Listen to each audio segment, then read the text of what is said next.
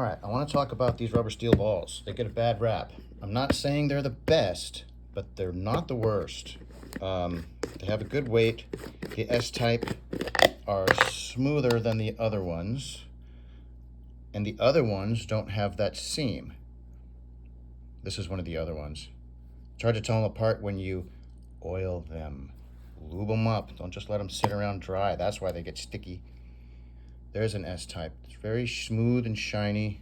I can't even find the same. Where is it? That's an S-type, and that seam is not such a big deal. Okay, now, you don't necessarily have to have a greasy jar full like I do. I overkill a little. Now, with these less lethal, with these Umarexes, with the sealed compartment for the CO2 that is directly goes to the chamber, okay, we have an opportunity to put a big fat drop of silicone oil, which I think is better than Pelgon oil. Pelgon oil gets sticky after a while. Okay, so we can put a big fat drop in there, and the excess goes in the chamber, and the excess from there goes into the barrel and spits onto your balls. So everything comes out nice and smooth and lubricated. Okay, now this thing where we put a drop of pellet gun oil on the tip of the CO2, that comes from these guys.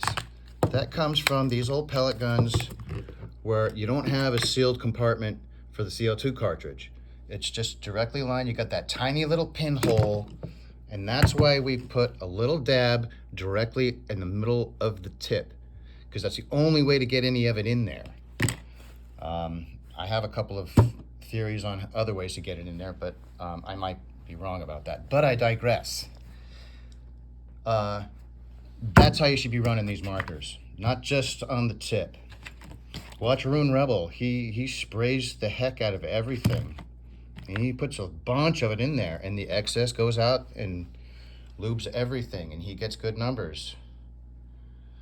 He gets probably the best numbers he can get out of the markers that he's testing, because he uses a lot of, and not too much. I don't think you, yeah, I do think you can get too much. I've put like huge globs in there, and that definitely slows it down, but don't be afraid to put a big drop, a big fat drop. All right, now get to work. All right, thanks for watching.